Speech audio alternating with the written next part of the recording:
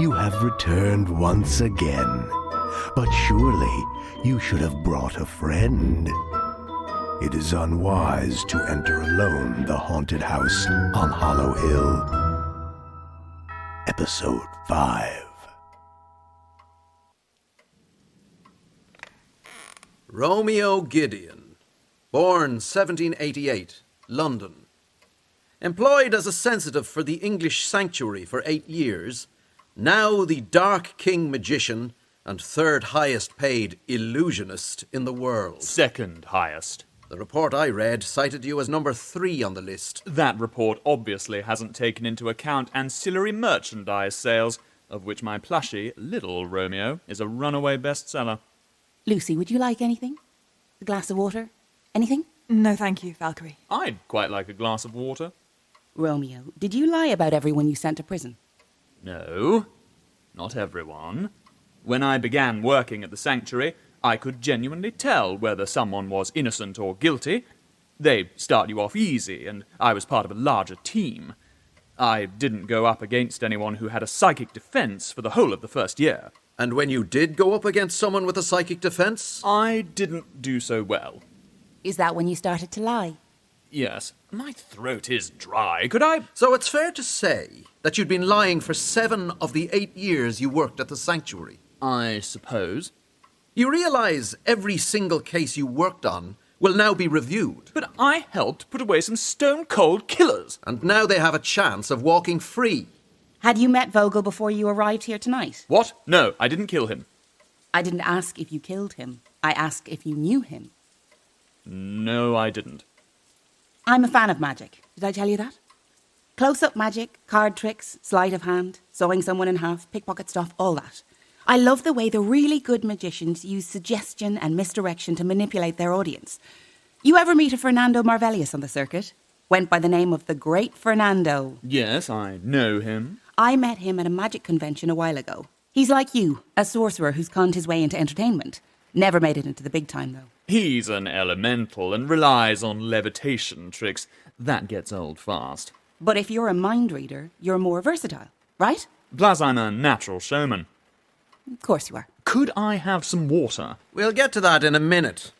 Why did you agree to be interviewed for Lucy's made-up magazine? I agree to a lot of interviews. You have to play the media game if you want to stay relevant. So, it had nothing to do with damage control?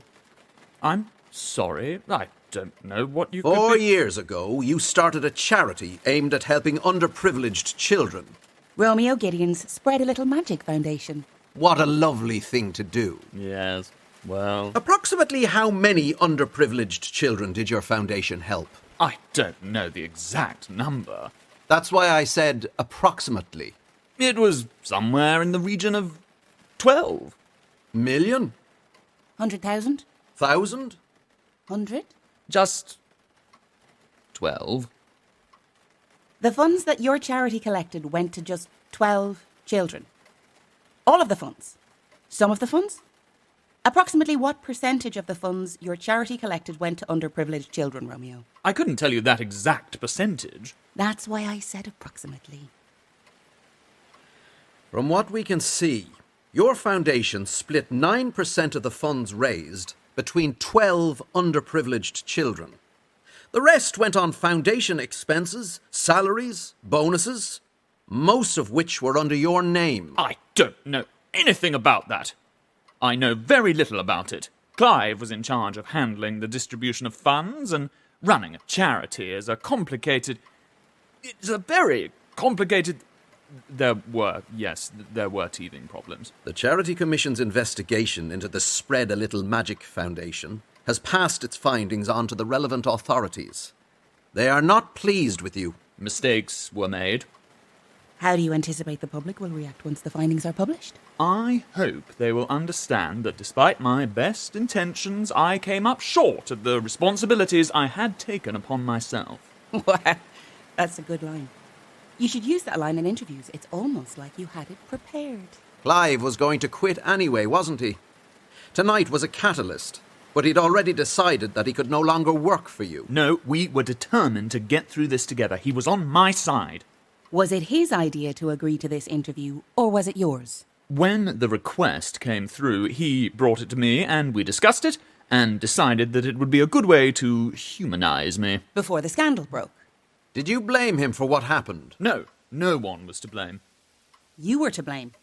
You took the money, so you were to blame, right? I wasn't aware of all the... I didn't run the foundation myself. I'm the entertainer. I'm the star. It was Clive's job. To what, Romeo? To run the foundation or to hide what you were doing with the money? This is...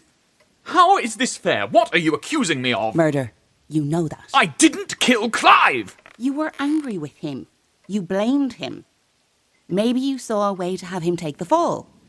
But the only way that could happen is if he isn't around anymore to dispute what you're going to say about him to the police. I didn't kill Clive! Did you kill Vogel? I didn't kill anyone! Thank you, Mr. Gideon. What? Thank you for your time. So, wait, do you think I killed them or don't you? Thank you, Mr. Gideon, for your time. We're leaving this room now. Come along. Did he do it? I bet he did it.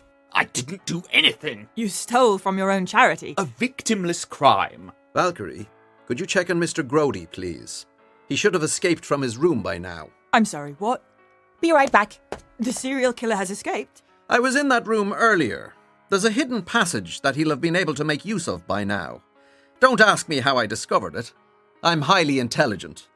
Also, we shackled him to a loose pipe that should have posed no significant problem in escaping. Why would you want a serial killer to get loose? Sorry? The serial killer! Why would you want him to get loose? So he could fall into our trap. But he was already in handcuffs. You didn't need to trap him. He was already in handcuffs. Elaine, Terry, please.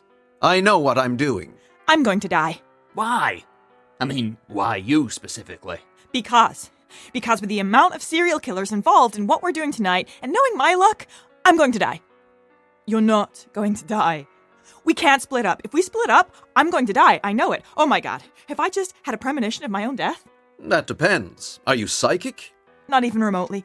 And when you close your eyes, do you see a vision of yourself dying? Let me check. No. I just see the inside of my eyelids. Unless it's really dark when I get killed. All the same, I doubt it's a premonition. Lucy, do not leave me. I promise. If you leave me and I'm killed, I will haunt you in the worst way. What's the worst way to haunt someone? I don't know, like toilet haunting? I will not leave you. Yep, Grody's gone. Oh, no. He's not going to kill you, Kate, or you, Lucy. He's going to kill me. Who am I? I'm no one. I'm a plumber. I'm a good plumber and had a very successful business, but I'm not much of anything anymore. Of course he's going to kill me. I'm expendable. Don't say that, Terry. Besides, why would he kill you, or Kate, or Lucy, when he could kill me? I'm what serial killers go for. I'm young. I'm pretty. I've got my whole life ahead of me. You're lucky, Terry. You're getting on. And let's be honest, you know oil painting. Thank you, Elaine. I don't mean to insult you. It's just that your best days are behind you and they weren't that great to begin with. That's actually a little more hurtful than you probably intended. Oh, I'm saying all the wrong things. It's okay. You're upset and you're scared. All I meant was that you're old and you're ugly and nobody likes you. I'm only 5 years older than you. Terry, Elaine, thank you for your input, but I'm going to ask you both to stop talking. Why? Oh, I've just lost interest in your conversation. But why did you want Grody to escape? So he could bring matters to a head. I've found that if you instigate calamity instead of merely waiting around for it to happen, you arrive at a conclusion that much sooner. Oh, look, here he is now. Everyone get back! Anyone makes a move and I open fire. You think you're tougher than a bullet, Detective Kane? What about you, the great Skulduggery Pleasant? You think you can outsmart a gun? Give it to me and we'll see. You keep your hands where they are. If anyone tries anything, I'm shooting Kate. I knew it! I knew someone was going to kill me tonight. Lucy! He's not going to kill you, Kate. Mr. Aylesworth, do not shoot my friend. Why me? What is it about me that makes you choose me out of everyone here? You're the one my gun is pointing at. That's a terrible reason to shoot someone. Fine. Elaine, come here. Help! Someone! Now, everyone shut up! I'm in control here, and That's how it's going to stay. Detective Pleasant, your gun, please. What about it? Give it to me. No, it's mine. Give me your gun or Elaine dies. You're not going to get rid of your only hostage at this early stage. I will pull this trigger. Skulduggery? He won't shoot her. Mr. Pleasant! Detective Pleasant. Detective Pleasant, please! Give him your gun! Terry, you stay out of this. I have killed 18 people in this building alone, Detective. I will not think twice about adding Elaine to my list. If you kill her, I'll kill you. That may be so, but she'll be dead either way. I will give you to the count of 3. Fair warning. If I pull my gun from my holster, I will immediately shoot you. Do you not even care that I will kill my hostage? What kind of hero are you? I'm the kind who wins, Mr. Grody. And I will not be handing you another weapon that you can then use to hurt somebody else. Then put it away. Throw it out of the window. But it's raining. Skulduggery. Fine. That better not rust. You expected me to run, didn't you? That's not going to happen. Not when I can hear that idiot boy's wailing in my head louder than ever. Burgess is wailing in your mind, right? He's screaming and crying and only you can hear him. Have you tried talking to him? What? Mr. Grody, everything you've told us about killing those 18 people and threatening the ghost of Amelia is all very well and good. But not once have you mentioned attempting to communicate with your son. That's why I'm here. That's why I need to find the staff of Arcanamok so I can tell him to leave me alone. There are different ways to communicate, not all of them requiring the staff. Some of them simply require silence and a world-famous TV magician who can act as a medium. Me? No. You think Romeo Gideon will be able to help me? The whole point of Romeo Gideon is that he's awful at being a sensitive.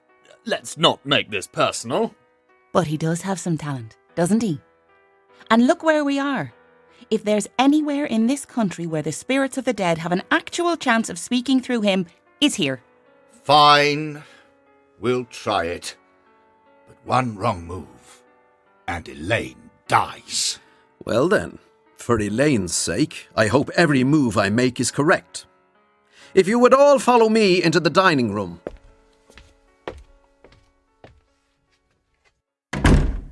Okay, Gideon.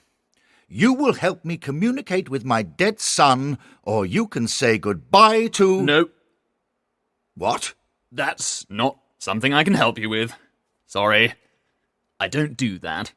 You don't do what? The communing with the dead thing, I have an aversion to it.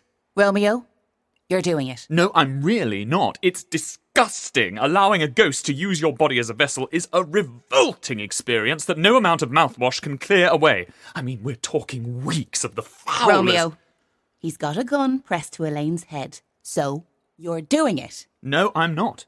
He's not going to get rid of his only hostage at this early... Don't repeat what I've just said. But he's trying to make me do something I don't want to do, just like he tried to get you I to... don't care about you, though. Everything I said was about me, and applied only to me in those particular circumstances.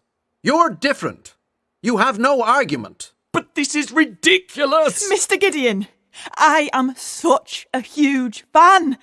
I have watched all your specials, and me and my friends were talking about going to see you when you were on tour next, if you were doing a show anywhere within an hour's drive. That's a fan right there, Romeo. You really want to disappoint a fan today? But I'm not even any good at communing with the dead. We're in a haunted house. I doubt you'll have to do any of the work. You listen to me, all of you. I am not making myself a vessel for any spirit, no matter what your... Father, Edward? Is that you? Father, it's me. It's your son. Yes, I know. It's Edward. Yes, I know. What do you want? Help me, Father. It's so cold and dark where I am. Where am I? You're dead, you idiot boy. Open your eyes. I have no eyes. You're speaking through a sensitive. Open his eyes and look at me. Father, I see you. I see you, Father. Yes, yes. Edward, you listen to me now, okay? You listen to me and do exactly as I tell you. Is that understood? Yes, Father. Anything. Shut up! Father. I want you to shut up. For the last 100 years, you've been whining and complaining, and I want you to cut it out. Just stop. Stop, Father. It's annoying. But my soul. She has my soul, Father. This is Amelia you're talking about, yes? The girl you had a crush on? We were in love. She hated you. And with good reason. Not even your mother loved you. You built this place, you damned fool, to trap her, and now you're surprised that she's mad at you? Father, please, you must do something. Find the hidden room. Find the staff of Arcanamok. Use it to demand that she release my soul. If finding the hidden room were that easy, I'd have done it by now. But tonight is the night. It's waiting to be found. Father, please. She has been tormenting me ever since I died. Good. You deserve it. But... But, shut up! Take some responsibility. Own up to your actions. You know what I am, boy? I'm a serial killer. I have no sense of decency, but even I'm appalled at your behaviour. It is, frankly, embarrassing to be associated with you. This is not going how I thought it would go. Really? It's exactly how I thought it would go. Father, she's coming. She's getting closer. So? Help me. You're not going to stop, are you? Fine. So if I kill everyone here, find the staff of Arcanamok, and set you free, you promise never to bother me again? I swear it. Fine. Then I'll kill...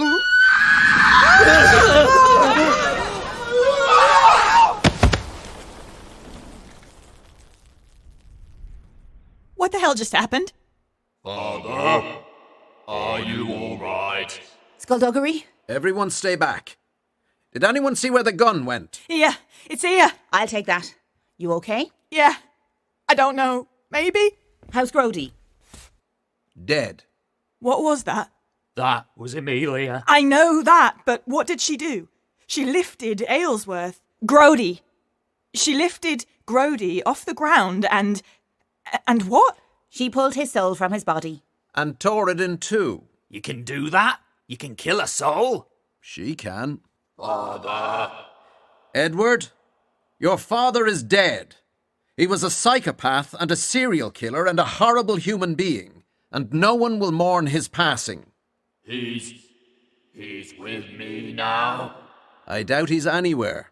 You're alone, Edward, as you deserve to be. Now be gone! No, wait. You need to help me. Leave this man! Vacate his body! No, please. Get thee behind me, Edward Burgess! No! What? Oh, God.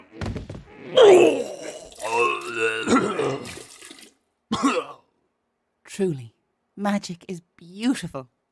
What happened? Is Ellsworth dead? It looks like Amelia had been waiting all this time for something to distract him. The moment his back was turned, she got her revenge. Gotta respect the hustle. And Burgess? I don't remember a whole lot of what just happened. His ghost is still in the hotel, still running from Amelia. But that's it, right? The killer's dead. We can go home. Grody claimed he didn't kill Vogel or Clive. But he would say that, wouldn't he? I'm inclined to believe him. But surely I can leave. I was just held hostage. I'm traumatised, and I'll probably have to look for a new job tomorrow. You can't still consider me a suspect. You're detectives. Surely you've figured out who did it by now. No, we haven't. Yes, we have. We have? Of course. Of course we have. Yes. I hope the rest of you have been paying attention. You have all been through a great deal this evening. A great deal. But here is where we examine what we know and pick our way from fact to fact, using logic and cold reason, until we have eliminated every possibility except for the truth. The truth. Detective Kane, please take over. Yes. Good. Excellent. I'm going to point to each one of you in turn, and we are all going to vote on who we think is the killer. No, we're not. Well, then I don't know how I'm going to find the bad guy, so you do it. Tonight is a night of many mysteries. Almost everybody in this hotel has a secret pertaining to the murders of Vogel, of Clive, of Constable Dudley. But in order to get to the who, we must first figure out the why.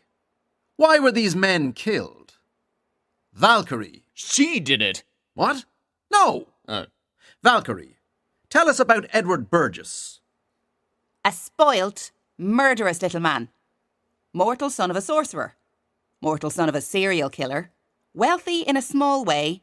Besotted with a local girl who wanted nothing to do with him and jealous of the man she actually loved. And what did Edward Burgess do? He killed the man Amelia loved. Trapped her here where she died. He was mortal, but he knew sorcerers, and he had enough money to make that mean something.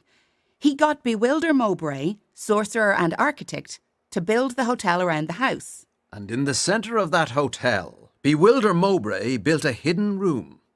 Lucy, tell us what we know of the hidden room.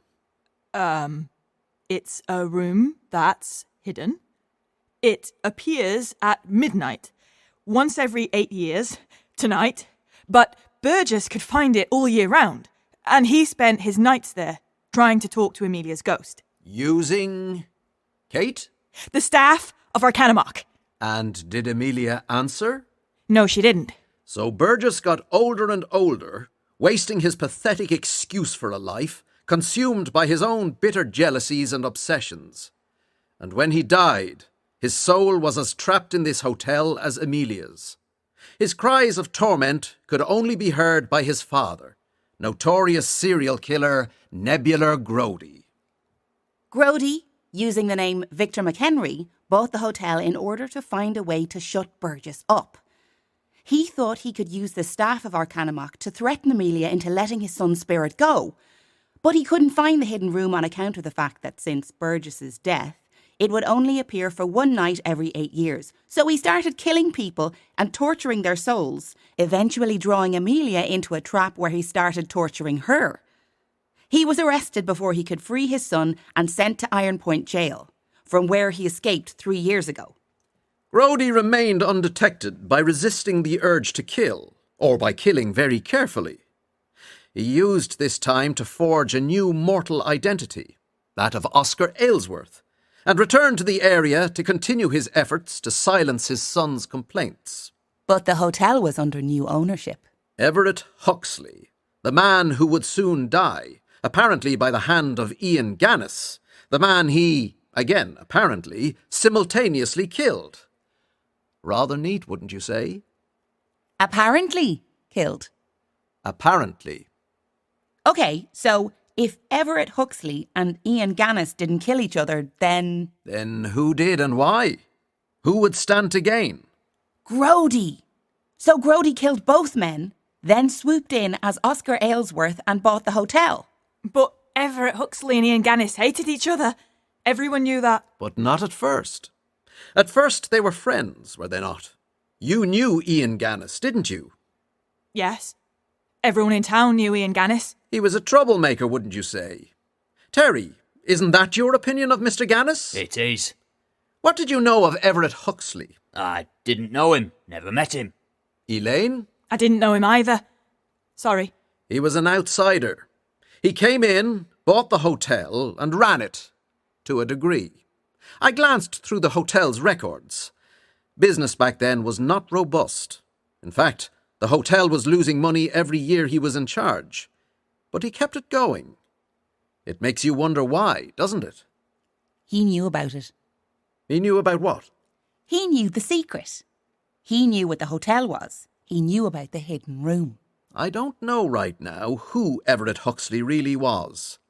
I assume he was a sorcerer on the trail of Burgess's magical treasures, most likely the staff of Arcanamok.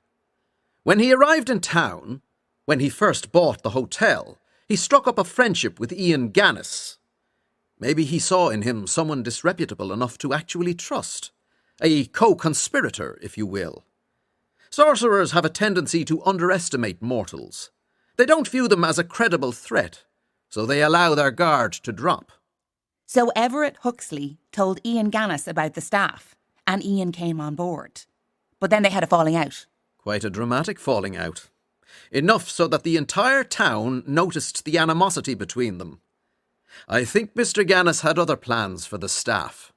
Selling it to the right person would have made him tens of millions. So Gannis was getting ready to double-cross Huxley, and they argued, and Grody seized his opportunity. He killed them, made it look like they killed each other. And then the Hollow Hotel went back up for sale. Grody was intent on buying it. There was another interested party, but they dropped out. probably after Grody burned down their hotel. Grody did that? Someone owns a hotel in the area. Their only rival hotel goes on sale. They see an opportunity to start a franchise. But then their property burns down and, in all the mess and confusion, Grody completes the purchase. So now Grody is the owner of the Hollow Hotel for the second time in his life. Okay. But none of this is bringing us any closer to the killer we're looking for tonight. Everett Huxley and Ian Gannis are dead. Nebular Grody is dead. There's no one else in that circle left to... unless there was someone else in that circle! Meaning? Maybe Ian Gannis wasn't alone. Maybe Everett Huxley confided in two people. Or Gannis brought in someone else, a friend, a family member, a girlfriend or boyfriend. Of course! I know who did it! The big question, of course, is, have you figured out who did it?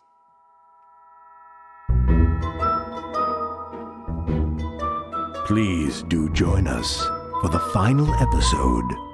There are ghosts, murderers, and a delightfully dark twist or two.